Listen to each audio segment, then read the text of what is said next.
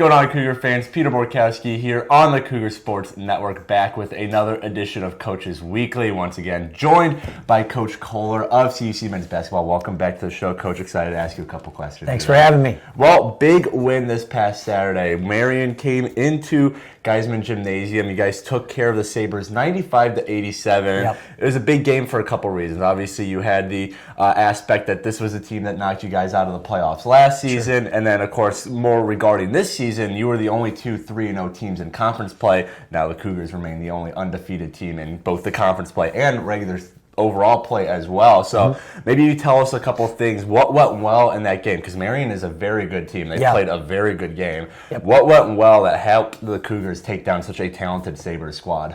Yeah, I think the second half we really got going and did more what we do. You know, they're very talented, and the way they shoot the ball. I just saw. Not to give them pub, but I think they're number one in the country in three-point percentage. Yeah, I just saw that the other day. They're up there. 43%, which is that's shooting the lights out. There, And we knew that's what they did well, and we thought we had some things built in for that, but we just didn't do a great job of that. They were able to get the spray threes, but then they were able to get everything else as well, and that led to giving up 47-48 or whatever it was at the half. Right. And I think the second half we did a better job of locking down defensively. That turned up us, got us going a little bit more offensively. I thought we shared the ball fantastic. Okay. I mean, we were 20 assists to 4 turnovers, which is tremendous.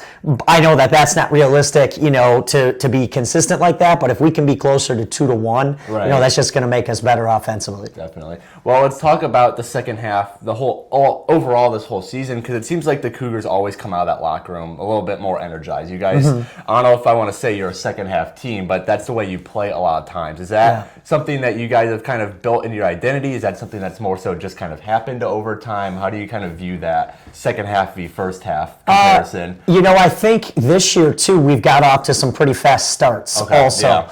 Yeah. No, it's not something that we are like having as an identity, trying to do, right. I think we make some adjustments.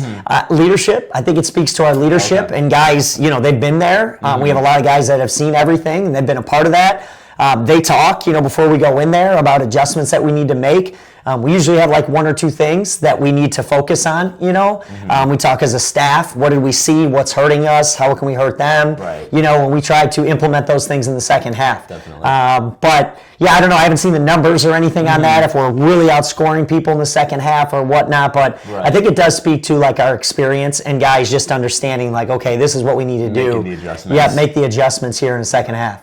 Well, someone who had a big game going back to Saturday was Emanuel Wilson, career high 26 points. And I think Wilson's one of those guys that, we've talked about more quiet players before. He doesn't, jump off the court. He's not a big body. He's not a big three-point shooter, but he just does everything so well. And he really exploded in that second half against Marian, which helped you guys get the win. So maybe you can share a few words about what Wilson means to this team. Yeah, I think the big thing for him, too, was I think he had some pretty good rebounding numbers, but he had 26, but he actually only hit 3 threes, if I'm not mistaken. Yeah, and I was like, it wasn't a ton, right? Yeah, I wasn't thinking about it at the time, but like going back and watching that film, I mean, he was getting into the paint, getting in the lane, strong finishes, but that's, anytime that you can have another guy out there, like I talk about this all the time, we're all pretty dynamic in one way or another. Right. Like everybody can make an impact in some way, right? Whether it's knocking down shots, it's rebounding, it's an elite defender, whatever it is.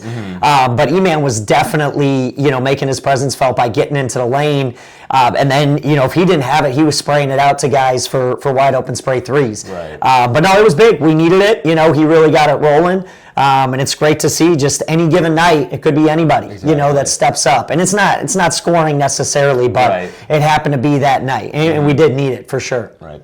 Well, now as we head into winter break, play's going to slow down a little bit. You're going to Benedictine this weekend, and you have a couple games in California in 2 weeks after Christmas. Yeah. And so it feels like this is going to be a good time to really, iron things out, really work on some things, hit the court in practice before we get to the second semester, which is when play's really going to, really ramp up. So what are some things that you're looking to really work on over these next couple weeks when you have a bit more off days than usual? Yeah, well, we're off too. So, this week it's a challenging week. It's finals week. Right. You don't practice as much. You're not even in your own facility. We won't practice here, in our gym once. Right. And then it's like there's a lot of other things that take the focus. But by the time we get to, Friday evening, Saturday, like the focus has to be locked in on that game because that's all we have, and then we're off for 8 days, which is great, and that's going to give guys time to kind of get healthy and reset and re-energize.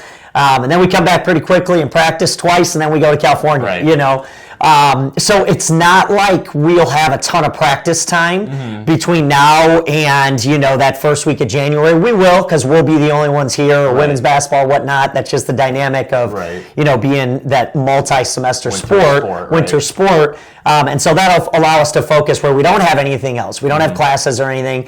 But between now and California, it won't be a whole lot of practice time. Right. It'll honestly be 2 days and then twice on the 26th, and we'll practice in California and then we'll play. Right.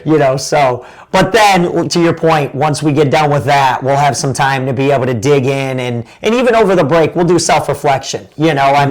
What are we doing well? What do we need to do better? And we'll have our guys do that as well. So it'll be an opportunity to get better. Right. It just won't be on the floor as much. Right. Well, the Cougars travel to Benedictine this Saturday. That is a 2 p.m. tip-off time. Coverage can be found at our website, cucougars.com. Coach, thanks again for joining me today. Good luck this weekend. Have a good winter holiday season in case I don't see you again. Yeah, absolutely. Same to you. But until next time, this is Peter Borkowski signing off of the Cougar Sports Network and wanting to say, as always, go Cougars.